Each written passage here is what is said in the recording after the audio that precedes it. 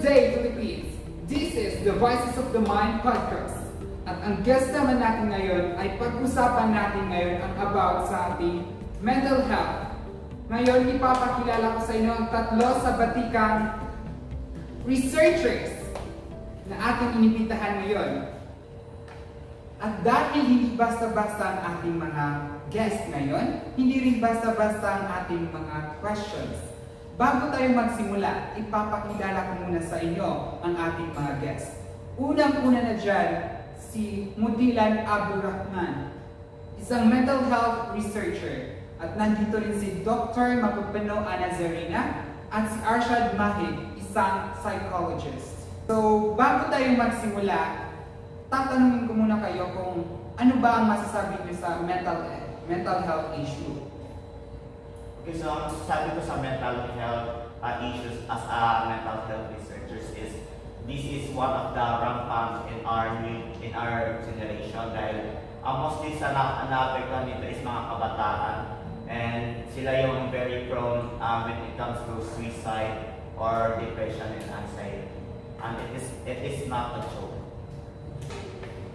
So, alam na natin ngayon kung ano ang mental health issues.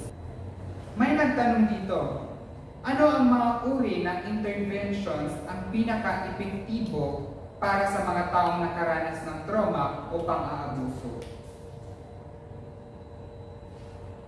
Ilan sa mga halimbawa ng pinaka-epektibong intervention ay yung school-based mental health.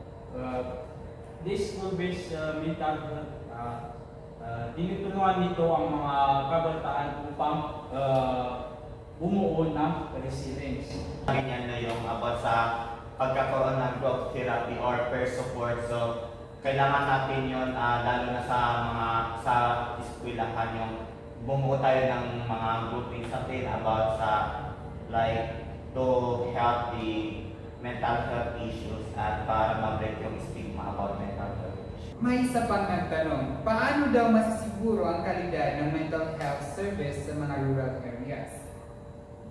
Para masigurado ang kalidad ng mental health sa mga rural areas, kailangan natin gumawa ng mga trainings, seminars o programs gaya ng National Mental Health Programs na pinangungunahan ng Department of Health.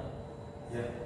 Agree ako dyan sa National Health Program dahil sa National Health Program is nag-provide sila ng free medication for like sa mga tao, especially sa mga rural areas na merong mga karamihan sa mga countries na prone sila sa mga depression, anxiety, and schizophrenia. So, napakalaking tulong ng National Health Program, National Mental Health Program sa atin, especially in the Philippines, sa mga rural areas. I agree with that. And actually, hindi lang naman sa mga rural areas yung may mga depressions, mga Alzheimer's, kasi kailangan din natin yan.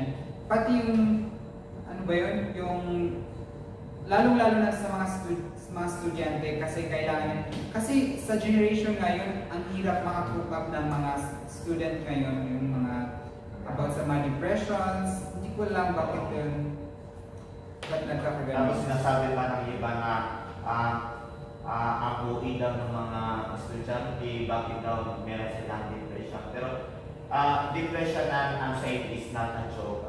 Mental health yan, kailangan natin yung pag-usapan and importante na pag-usapan ng mental health. Tama. Siguro, hindi lang naiintindihan ng ibang tao kung ano yung nararamdaman ng ibang tao kasi hindi naman natin yung sarili. Kailangan meron tayong empathy sa ibang tao. So, ito naman, may nagtanong pa. Paano daw natin mapapabuti ang pag-diagnose ng mga mental health conditions sa maagang yugto? Siguro yung awareness campaign kasi para mas maraming tao yung magpa-consult, no? Para hindi lumala yung mga condition nila. Yes. Yes. Para yung mga tao ay malalaman nila, aware sila dun sa mental health challenges. Yes, para at the early age, alam na nila yung kung ano yung situations na pwedeng bagsakan nila if hindi nila ma-improve yung mental health care nila sa kanilang sarili. Ito pa ang isang katanungan. Ano daw ang potensyal ng OMIC technology sa pagtuklas ng mga bagong gamot para sa mental health conditions? Siguro malaki yung potential ng yung OMIC technology like sa paggawa ng mga personalized na gamot para sa para sa mental health.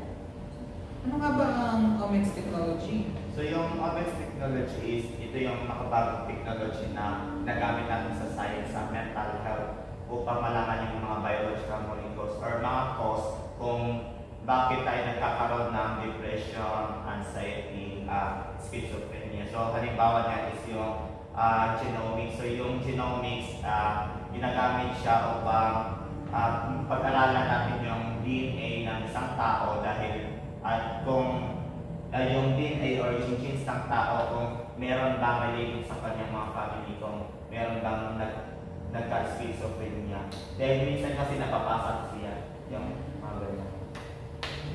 Okay. Ganda-ganda na ngayon ng technology, no? Very advanced na ngayon. Pati ang mind ng isang tao, pwede natin pag-aaralan using technology. So, ito pa yung isang question. What are the promising treatment approaches for mental health condition that consider cultural factors? Isa sa mga promising na diskarte sa paggamot ng mga mental health conditions is yung community-based approaches. Kaya nang sinabi ko kanina na yung mga programs na pwede makatulong para ma-utilize ang traditional knowledge ng mga tao dun sa mental health and practices nila. Tama yun. Kasi yung ibang mga tao ayaw nila ng new technology kasi yung iba, diba sa mga rural areas na parang natatakot sila na gamitin yung new technology. Mas prefer nila yung mga ano ba yun, traditional na approach about sa mental health. Diba? Do you agree with that? Yes, kasi yung sinabi niya na yung community-based approach. Sinabi niya, siguro din kasi mas maraming mga culture na mas gusto nila yung mga group healing, no? Kaysa mag-one-on-one therapy ka dyan. Kaysa pumunta sa doctor, sa mga psychologist. Parang natatakot sila. Yeah. Kasi baka sabihin na nasisiraan sila ng ganun kasi yung mga natin sa dahil na pag Pinoy. Yan yung old pananaw natin. Yeah. Diba? Pag depression, may sira sa utak. So yun. Ito ang kanilang tanong. What is the role of community in supporting mental health awareness and providing support to those with mental health challenges? The rules of community is it plays a crucial role in promoting mental health. It's like organizing awareness campaigns. Kaya nang sinabi kanina ni Dr. Makapanunog na yung mga campaigns awareness kailangan natin ma-organize para yung mga tao ay aware sila dun sa mga posibleng maging epekto ng mental health challenges or disorder. Tama, and sa opinion ko, like, ka sa mas like mga kakilala mo or sa kaibigan mo instead of pumunta ka sa like mga professional, no? Especially kung wala kang pera, wala kang budget na parang mas okay yung support group. Okay. When you say mental health awareness kasi, it's very crucial para sa isang tao na mag-spread ng awareness. Kasi hindi naman po pwedeng isang tao lang nag-spread ng awareness. hindi yun kaya. Dapat magtulungan yung isang community to parang yung sinabi mo yung campaign na yun. Kasi yun, in groups. Kasi hindi pwedeng isa lang yung nag-spread ng awareness kasi hindi talaga maiwasan yung mental health issues. At saka support din ako sa sinabi ni Directora yung support group. So, kailangan natin na sumali sa mga sa mga grupo na same din ng karanasan na meron ka. Like, meron din mga mental issues, mental conditions na same din sa'yo. Kasi di ba, kapag share natin yung mga thoughts natin kung ano yung naramdaman natin, di ba minsan may kapareha tayong, kumbaga pinagdaanan na din yun pero na-treat niya yung sarili niya, pwede niya i-share sa atin kung ano yung ginawa niya yun, nagawa niya pa. Their support. Minsan kasi kailangan nila din yung support ng ibang tao kasi hindi natin kayang mabuhay na tayo lang kasi ba human is a social person, social being pala. Yeah. So that's all for today. And once again, I am your host, Alikan Hanin, and my name is Abdul Rahman Inubila. I am a mental health researcher.